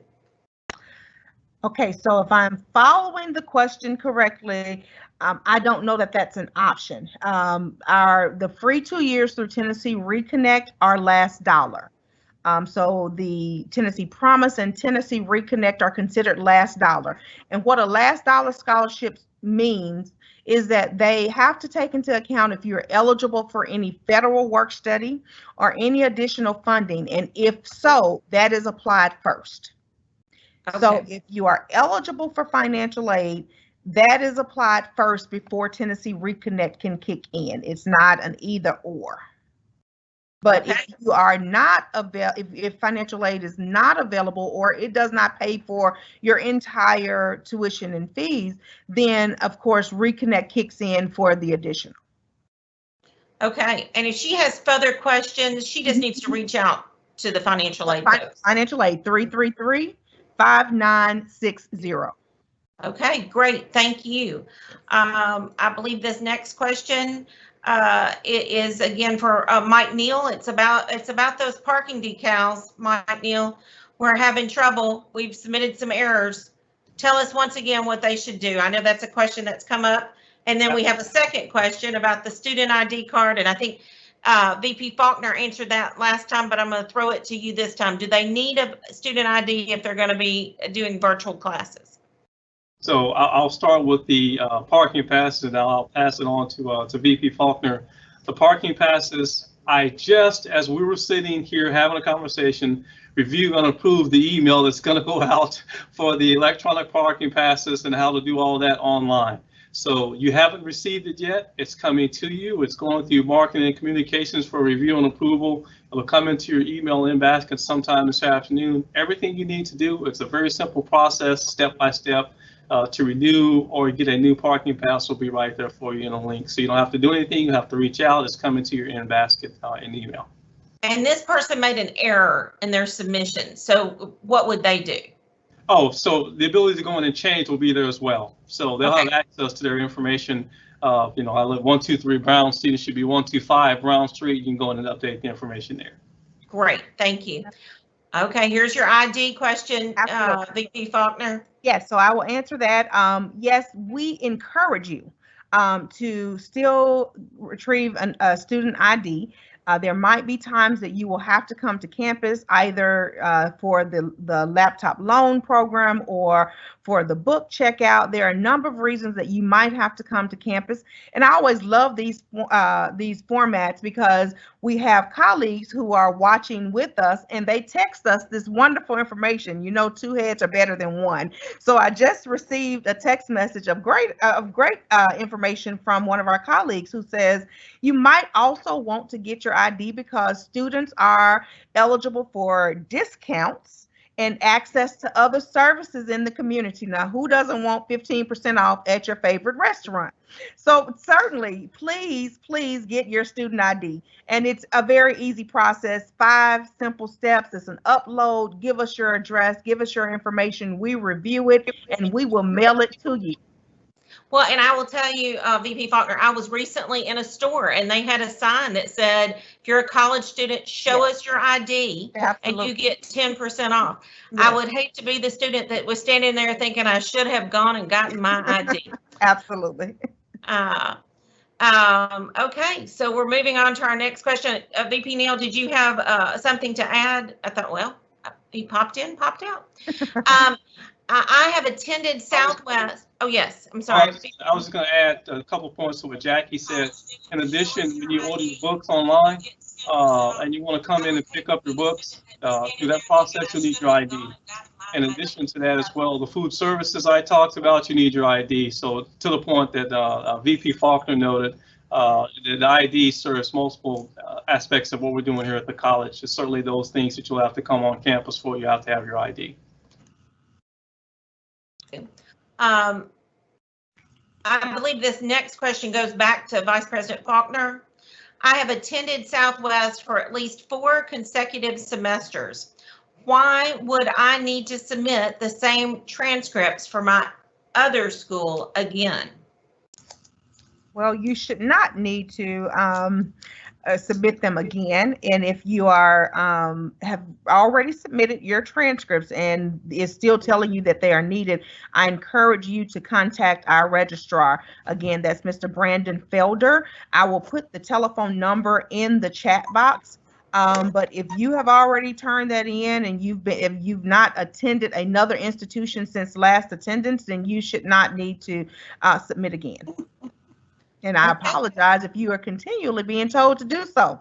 So we will try to address that. Okay, great.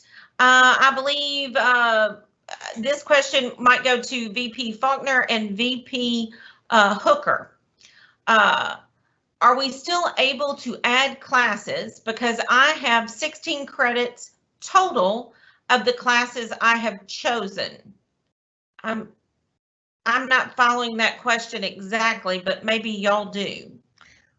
Well, I can just say that we are still in an adjustment period for your schedule. So registration is very much still open.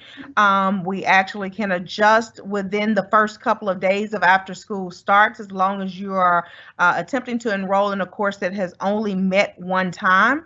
So certainly, I'm not sure about the 16 hours portion if you're trying to take courses away or add additional courses. But nonetheless, we are still very much in an adjustment period. If you have already been cleared for advising, you should have no problems going on and adjusting your schedule, adding and dropping courses.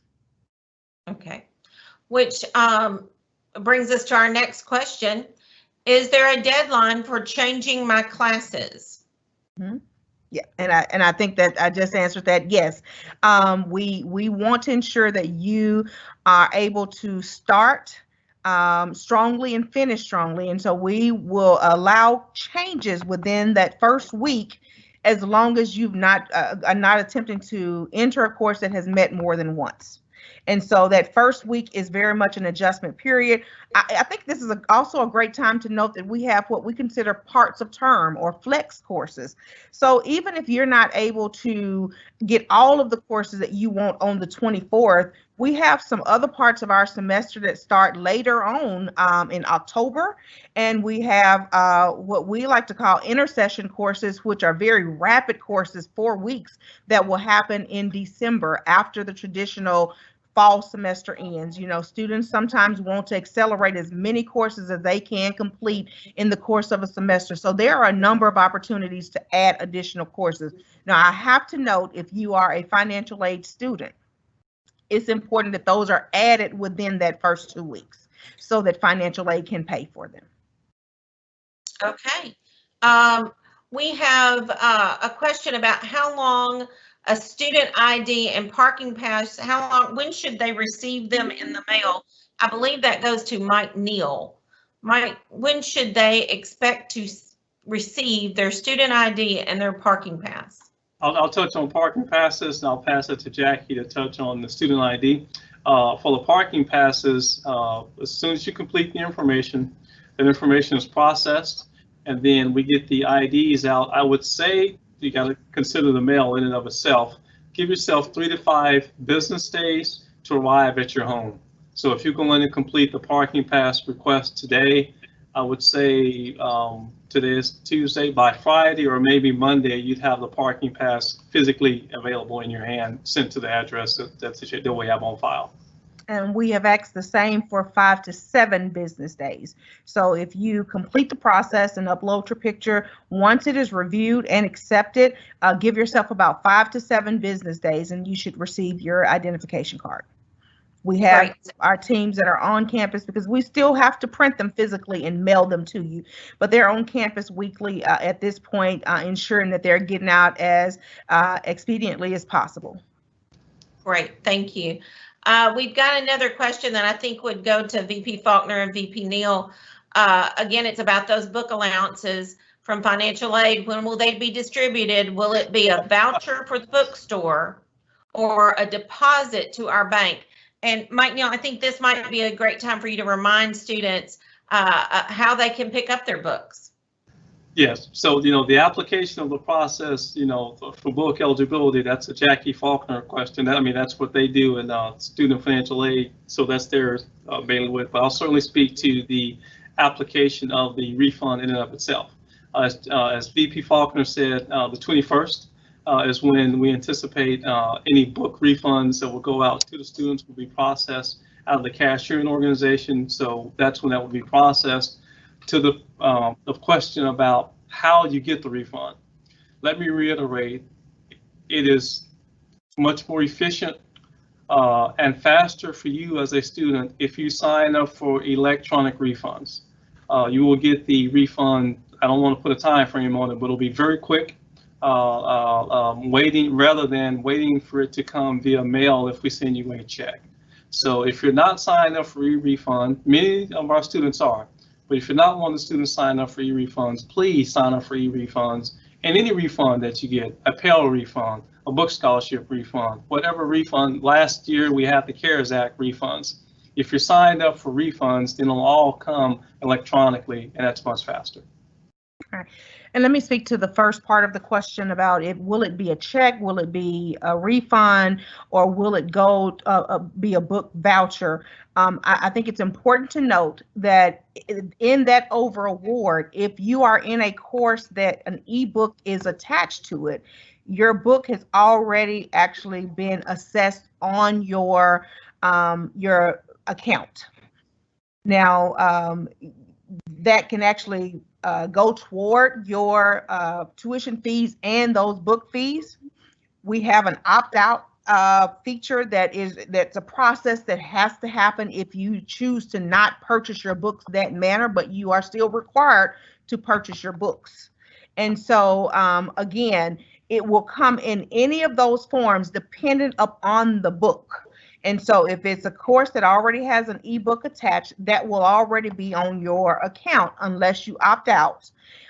If you have an over award beyond what you've been charged, it goes to what VP Neal talked about, that book allowances will start to actually be distributed via checks on 8/21 on August 21, but for those who've signed up as early as August 20th. Great. And if we could go back to VP Neal. VP Neal, could you tell us one more time? We have some questions about how students get their books. Do they make an appointment for the bookstore? How do they do that? So can we? Excellent. Yeah, so there's a link, and there's communication that's gone out. We'll send out communications again, where you'll sign up online. So all of the books that you order this semester that you need for courses, if you're getting the physical book, there's a process that you go through and you sign up online. You can get it one or two ways. The books can be sent to your home, and there will be a fee for that of $7.50 for standard shipping. If you wanted to upgrade something faster than that, then you have those options through FedEx or UPS or whomever the shipping provider is. So that's option one. However, there is another option, option two. If you do not want to pay for shipping, but you want the book shipped to either Macon or Union, you can select that option and then schedule a pickup time to pick up the book at Macon or Union. And that'll be when you go in to order your books on that online platform, it'll have an option for that, and then you can actually select a time. So if I'm a student, let's say today I'm looking at my course, and as Dr. Hooker said, I get my information from my professor, and I know I need to take Math 1010. And I know that there's a book that I need to get for that course, and I want to pick it up at Macon Cove next Thursday at 3 o'clock. Go in online, go to the bookstore website, select the book that I want, and it'll give me the option of either to ship it or pick it up. I select pick up, select the time, 3 o'clock. You're scheduled, you show up at 3 o'clock next Wednesday. You have to show your student ID. They'll give you your book, and you leave. Now, when you show up next week at 3 o'clock, remember the protocols. Do the pre-screen at home. Come up here, get your temperature scanned. You'll be directed to where to go park. You go park. They'll come out and bring the book to you, then you can leave campus. Thank you. And students, I'd like to let you know we are coming toward the end of our question and answer time. Right now, we have 63 questions that have not been answered. So again, if you're one of those 63 folks that has not been answered, we will answer your questions and we will post those on our website.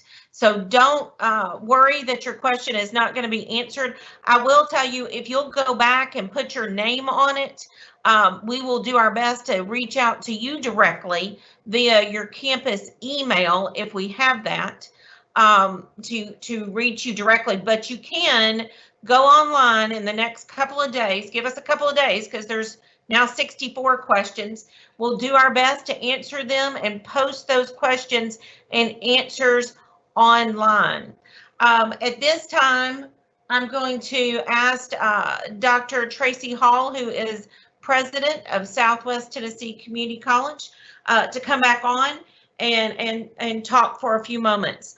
Thank you all for your questions, and again, we will get those answers to you. Dr. Hall? Yes, thank you so much. Wow, we had some great questions, and we see that we still have more questions.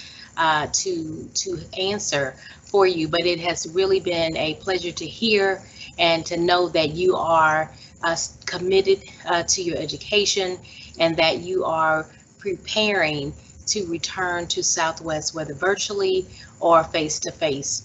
I know this question has been asked and answered, but I want to go back and address it yet again. And that question was, is it too late? And VP Faulkner answered the question, and I want to echo her. Absolutely not. It is not too late. We have room for you. There are seats available, and so if you have not filled out any of your paperwork, please come and see us. And we'd like for you to tell a friend or two or three to join you. Again, whether online or face-to-face. We are here for you. We are ready for you.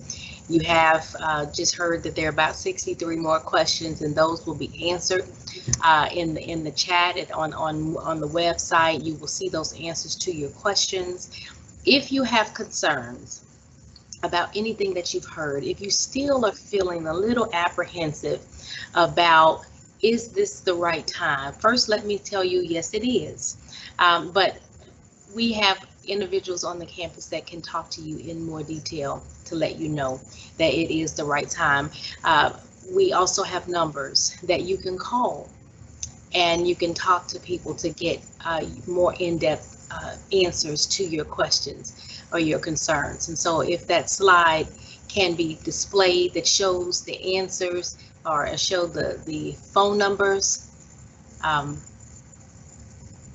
it's coming. The slide with the phone numbers, it's on its way. But you will be able to call and speak to someone in the offices. You had already VP Faulkner, and I want to thank the vice presidents that spoke to you today. Jacqueline Faulkner, our Vice President for Student Affairs, Mike Neal, our Vice President for Finance and Administration,